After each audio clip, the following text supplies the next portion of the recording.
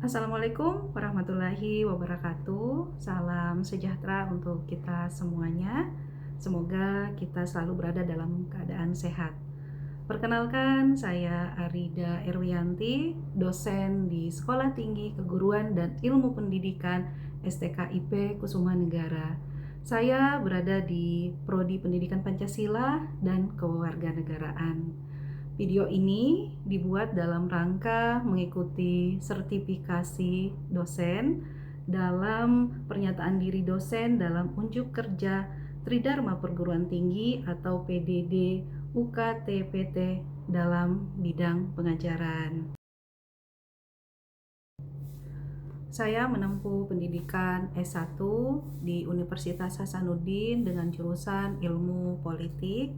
Kemudian saya melanjutkan S2 di Universitas Indonesia dengan jurusan yang sama, yaitu Ilmu Politik.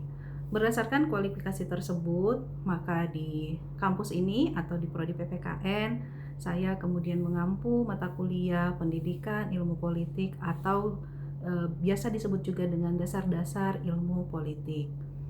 Nah, pada bagian ini saya akan menjelaskan terkait deskripsi mata kuliah, kemudian capaian dalam pembelajaran ini, sistem pembelajaran, dan juga sistem penilaian. Mata kuliah ini bermaksud untuk memberikan bekal pemahaman dasar tentang ilmu politik kepada mahasiswa. Secara pembekalan atau pemahaman yang dimaksud adalah mengenai konsep secara teoritis, pengertiannya, fokus, kajian, pendekatan, dan konsep-konsep dasar. Mata kuliah ini terdiri dari pengertian ilmu politik itu sendiri, kemudian objek yang menjadi kajiannya, kemudian ilmu politik sebagai ilmu pengetahuan, dan kemudian masuk dalam teori-teori atau konsep-konsep seperti demokrasi, HAM, partai politik, partisipasi politik, masyarakat sipil, kemudian kelompok kepentingan, serta keterwakilan dalam politik.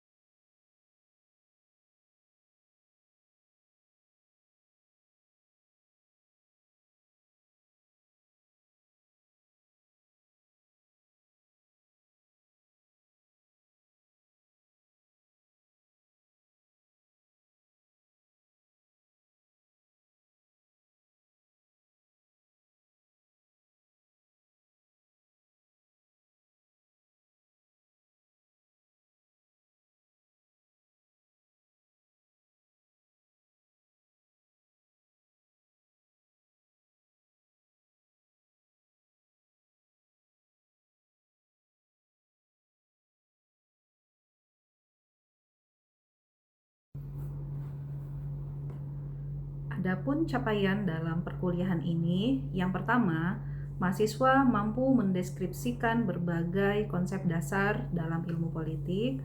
Yang kedua, mahasiswa mampu menjelaskan fokus kajian dalam ilmu politik.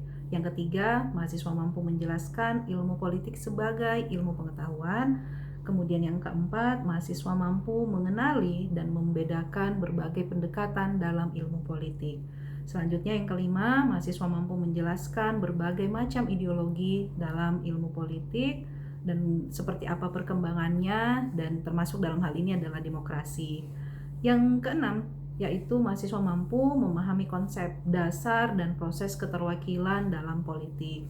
Mahasiswa juga mampu memahami konsep dasar dan teori tentang partai politik, otonomi daerah, dan juga masyarakat sipil atau sistem politik secara umum. Proses pembelajaran ini atau perkuliahan ini selalu dilakukan sesi refleksi, di mana mahasiswa bisa mengaitkan antara apa yang diperoleh di dalam kelas dan juga bagaimana realitas di lapangan, sehingga perkuliahan ini tidak semata-mata hanya mempelajari teori saja, tetapi perkuliahan ini tidak jauh dari realitas yang ada, seperti itu. Selanjutnya saya akan beralih ke sistem pembelajaran. Nah, berdasarkan pokok pembahasan, sistem pembelajaran ini dirancang sedemikian rupa agar mahasiswa memperoleh pengalaman belajar yang baik dan maksimal dan mampu mencapai kompetensi yang diharapkan. Nah, salah satu sistem pembelajaran atau strategi atau hal-hal yang dilakukan sebagai dosen dalam perkuliahan ini yaitu biasanya mahasiswa akan membaca sumber bacaan utama terutama sebelum dia memasuki kelas ya, sehingga dengan demikian ada persiapan ketika mempelajari suatu materi. Jadi tidak sekedar masuk ke dalam kelas kemudian tidak ada persiapan apa-apa. Nah, biasanya mahasiswa diminta untuk membaca beberapa, misalnya bab tertentu sesuai dengan materi pada hari itu, bab 1, bab 2 seperti itu. Kemudian mahasiswa juga membaca artikel pendukung.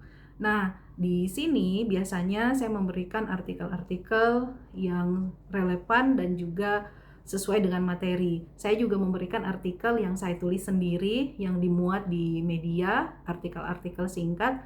Mahasiswa kemudian membacanya, kita membuat review secara singkat, lalu kemudian masuk ke materi. Nah, selain membaca sumber bacaan utama atau artikel pendukung tadinya, di kelas ini juga kita melakukan diskusi, kemudian brainstorming, ada semacam focus group discussion ya, untuk membahas tema-tema tertentu dan tentunya dengan indikator yang terukur. Nah, selanjutnya saya akan beralih ke sistem penilaian. Sistem penilaian tentu saja ada kehadiran dan juga tugas. Kemudian ada ujian tengah semester. Nah, setelah ujian tengah semester ada presentasi ya, yang mana presentasi ini saya modifikasi ya sedemikian rupa dengan menugaskan mahasiswa untuk membuat esai dengan topik yang relevan dengan materi. Mahasiswa diberikan kebebasan untuk menulis esai berbagai topik dengan sudut pandang tertentu. Terserah memilih temanya seperti apa. Katakanlah tema besarnya adalah demokrasi, maka mahasiswa bisa memilih untuk membahas demokrasi dari sudut pandang tertentu. Misalnya apakah memilih berdasarkan negara atau berdasarkan sistemnya, misalnya apakah dia menggunakan sistem presidensial atau parlementer. Nah, setelah mahasiswa kemudian membuat tugas yang dilakukan secara individu, mahasiswa saya dorong untuk mengirimkan tulisan ini ke media cetak, media online seperti itu. Nah, beberapa mahasiswa kemudian berhasil mengirimkan dan dimuat di media tersebut. Nah, esai yang dibuat ini kemudian dipresentasikan secara individu tentu saja di kelas. Nah, dalam penilaian ini saya betul-betul melihat bagaimana kompetensi mahasiswa ya, bagaimana analisisnya, kemudian bagaimana dia menjelaskan dan bagaimana dia memahami konsep dan teori seperti itu. Nah, kemudian penilaian selanjutnya yaitu tentu saja adalah ujian akhir semester. Nah, ujian akhir semester ini biasa dilakukan secara tertulis.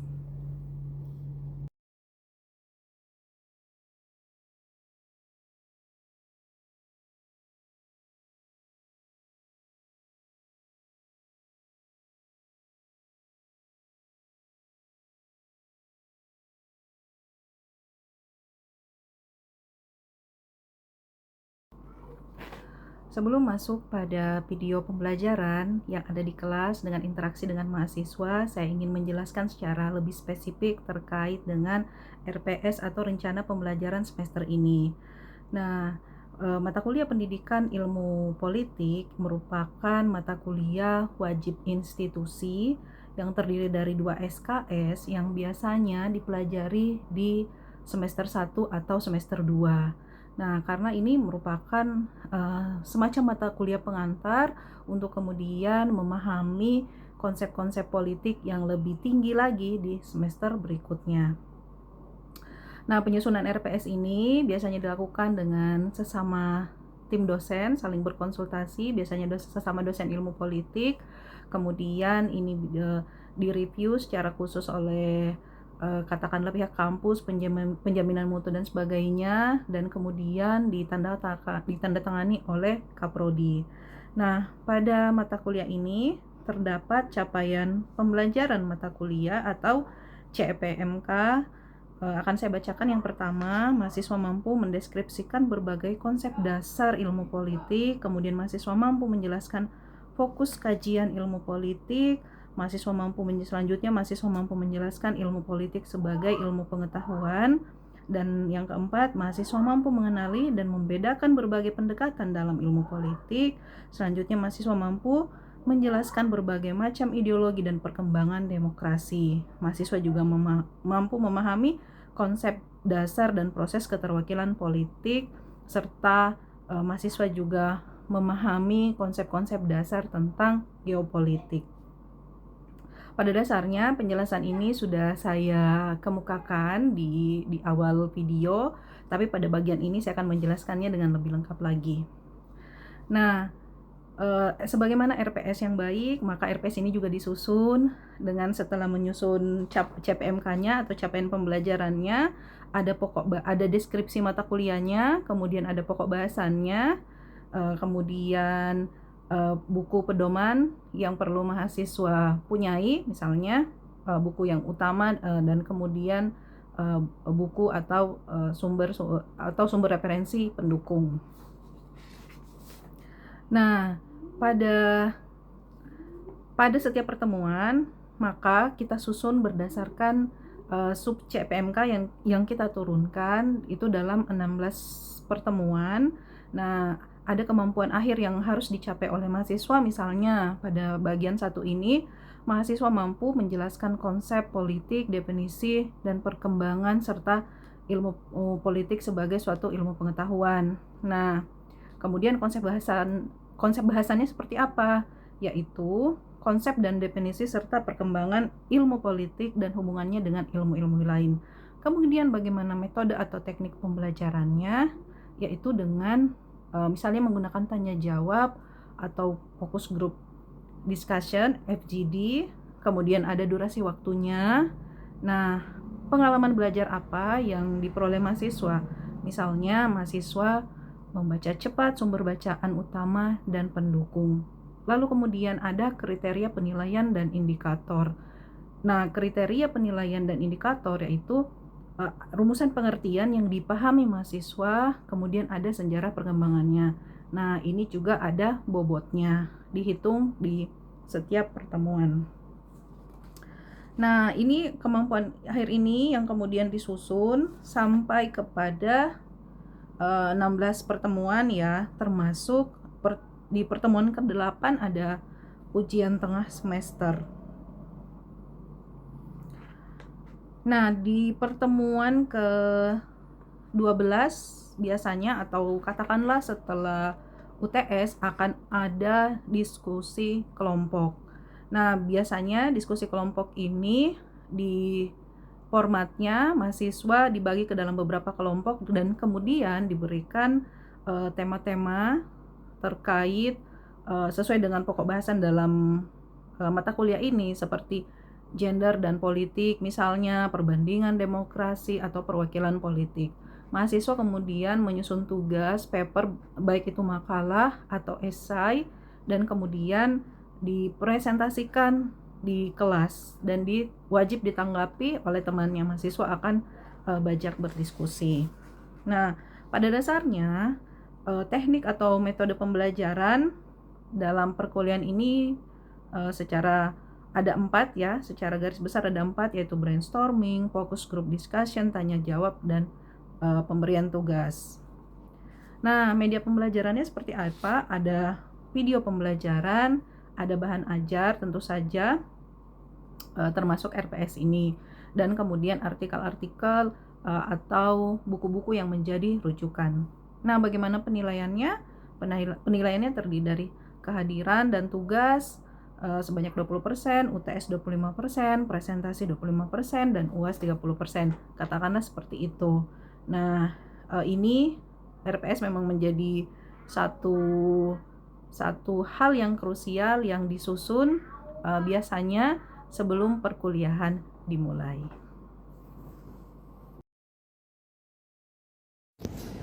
Geopolitik terdiri dari 2 unsur ya, atau 2 kata sebenarnya. Bukan 2 kata ya, kata geopolitik itu terdiri dari 2. Yang pertama, geo berarti bumi atau tanah, sedangkan kalau politik itu berarti negara ya. Di semester 1 sudah kita definisikan politik itu berarti negara, kekuasaan, kebijakan, wilayah kedaulatan, dan sebagainya ya. Jadi geopolitik itu terdiri dari itu, geo dan politik ya. Nah, kita juga sering mendengar kata geologi, geostrategi, dan geografi kan ya. Nah, geopolitik sendiri apa artinya? Nah, kalau geopolitik ini diartikan sebagai ilmu yang mempelajari antara hubungan suatu negara yang berkaitan dengan posisi geografisnya. Kayak gitu ya. Jadi kebijakan-kebijakan negara yang dikaitkan dengan posisi geografis, misalnya posisi geografisnya di tengah, di pinggir, atau secara strategis dikelilingi oleh laut seperti Indonesia, atau dia tidak dikelilingi laut tapi berbatasan dengan negara-negara lain, tentu kebijakan negaranya berbeda. Indonesia punya laut, artinya secara maritim, kelautan dia harus kuat, infrastrukturnya harus kuat, kayak gitu. Tapi kalau dia misalnya berbatasan, kan ada negara yang tidak punya laut kan, karena dia berbatasan dengan tanah negara lain, kayak gitu. Nah, kebijakannya tentu berbeda. Yang mesti dia perkuat adalah pertahanan atau perbatasan diperkuat dengan menempatkan apa, misalnya pasukannya atau kendaraan yang sesuai dengan medan yang ada di perbatasan tersebut. Bisa ditangkap teman-teman? Ya. Jadi geopolitik itu berarti ilmu yang mempelajari antara atau mempelajari kebijakan-kebijakan negaranya yang dikaitkan dengan posisi negara tersebut. Kita ambil contoh lagi. Kalau di kelas kemarin juga saya pakai contoh tentang Korea. Nah, di Korea Selatan misalnya, dia itu kan disebut semenanjung Korea kan, karena semenanjung itu daratannya itu dikelilingi juga oleh laut. Kemudian Korea Selatan dan Korea Utara itu kan berbatasan, betul? Betul. Tapi beda ideologi, saudara, tapi benar-benar terpisah.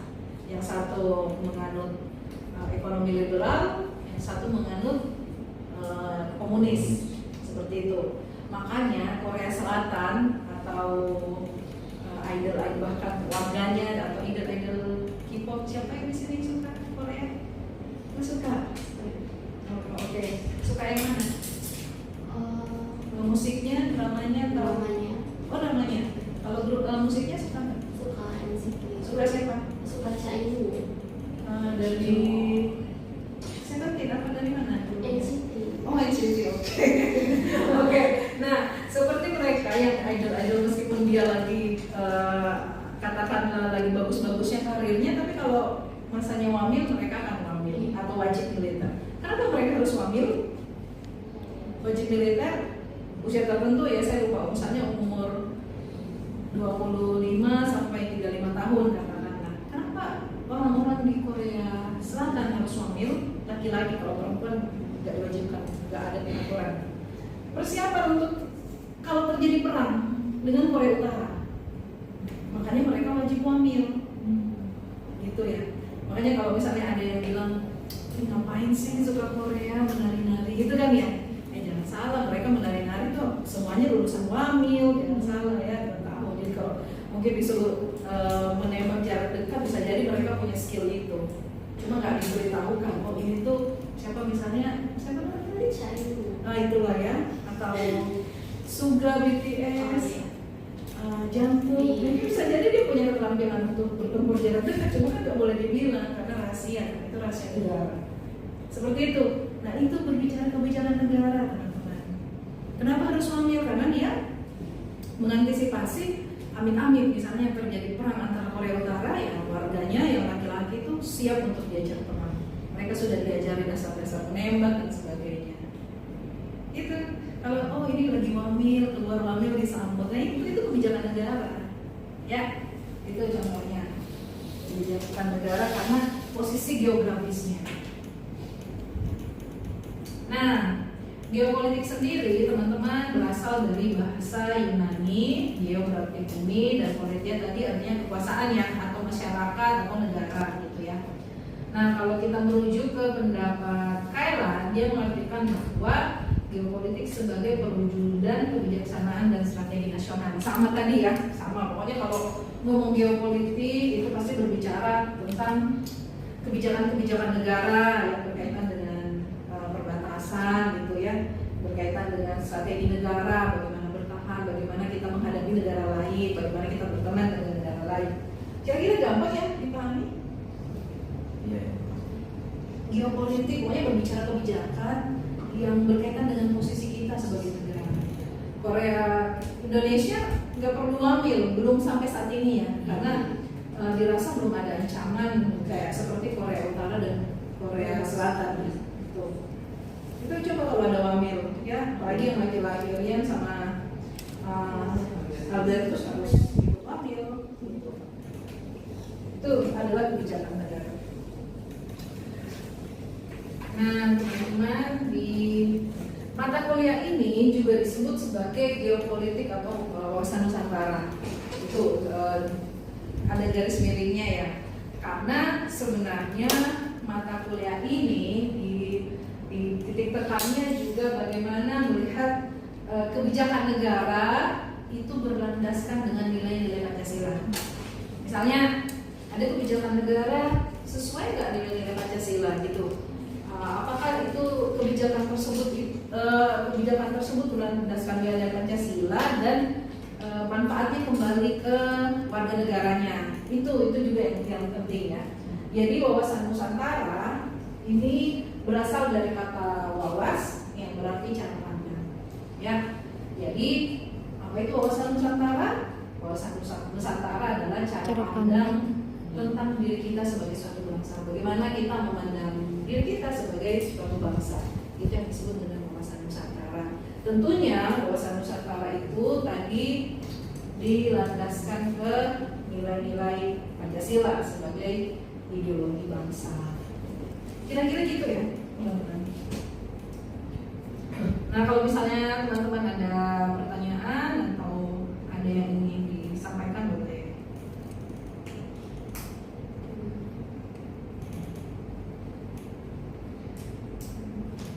Nah, kita ke Indonesia dulu.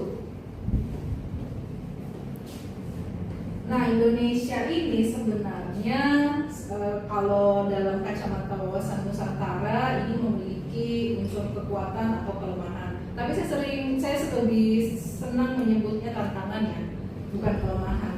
Jadi kita punya kekuatan sebagai suatu bangsa, tapi juga punya tantangannya.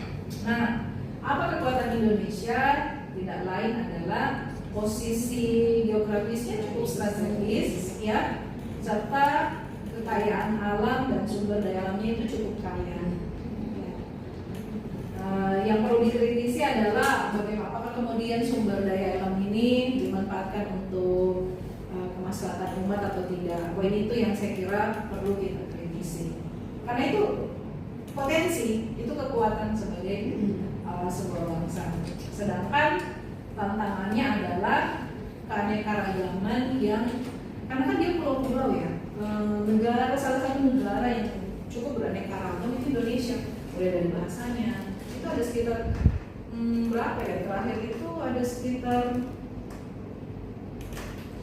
ratusan bahasa ya, 700-an bahasa di Indonesia, dan sebagian ada yang punah ya, ada sebagian karena penutur aslinya sudah meninggal. Jadi teman-teman misalnya yang berasal dari daerah tertentu ya harus tahu bahasa daerah. Misalnya bahasa daerahnya apa di kalau di sana? Bahasa daerahnya Manggarai. Disebut apa bahasa daerahnya? Beda kan Manggarai? beda. Nah, nama bahasa daerahnya apa? Kalau saya Bugis misalnya ya, Manggarai, dan saya sangat fasih berbahasa Bugis, fasih sekali karena saya bisa misalnya gitu, masih tak bisa bahasa Jawa, fasih banget ya. Nah itu, jadi bahasa itu bisa punah kalau penuturnya hilang gitu. Jadi kalau misalnya di daerahnya masih ada bahasa-bahasa tertentu sebisa mungkin untuk didokumentasikan, dicatat, direkam, karena sekarang kan sudah canggih ya. Jadi meskipun katakanlah nanti penuturnya sudah tiada, bahasa itu bisa tetap lestari.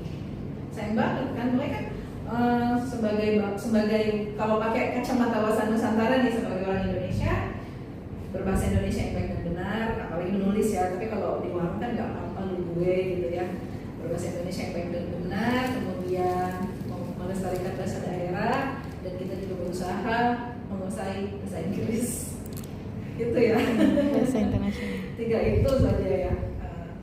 Yang 2 dulu deh, bahasa daerah jangan sampai nggak bisa ya. Kemudian bahasa Indonesia kita bisa pakai dengan baik dan benar, bisa kita tempatkan ya dengan baik. Kalau kita menulis, kita berbicara secara formal, kita menggunakan bahasa Indonesia yang baik dan benar. Jangan juga ke pasar misalnya, Bapak penjual ikan, berapakah harga ikan? Ya nggak juga kan, karena bukan tempatnya. Kalau di pasar Bang berapa nih? Gitu kan ya? Iya. Bang berapa? Ini nggak diskon nggak? Apa gitu bahasanya ya? Mau ya Bang, tolong dibersihin. Ya nggak usah. Ibu, berapakah harga ikan pandai? Apa nih bocah itu ya? Jadi mari menggunakan bahasa yang tepat gitu ya. Kalau sama temen nggak apa-apa lu gue gitu ya. Bahasa casual istilahnya. Nah sama seperti fenomena pemilihan putri Indonesia gitu ya. Misalnya mewakili daerah Bugis, saya Arida dari Makassar misalnya, pas diajak bahasa Makassar, bahasa Bugis nggak tahu. Padahal mewakili Bugis Makassar kan ironis gitu ya. Sama misalnya nanti mewakili NTT, dia bisa nggak bahasa daerah? Nggak bisa, bisanya denger aja. Kan ada gitu ya? Iya ada. Bisanya dengar aja, tapi kalau melafalkan nggak bisa. Nah, semestinya namanya putra daerah kan sebisa mungkin menguasai bahasa daerahnya. Nah, kayak anak saya tuh, saya kalau nanti bahasa Inggrisnya atau apa, kalau nanti gede itu saya pengen ajarin dia bahasa daerah ya. Meskipun saya dan bapaknya beda suku gitu ya, tapi terserah dia mau menguasai bahasa yang mana. Tapi sebisa mungkin adalah bahasa daerah yang sedikit dia tahu gitu. Oke, nah tantangan Indonesia itu adalah keanekaragaman yang ibaratnya tuh kita tenun, kita jahit ya, dari Sabang sampai Merauke katakanlah begitu ya. Karena memang berbeda. Sebenarnya perbedaan itu nggak pernah ada masalah ya, hanya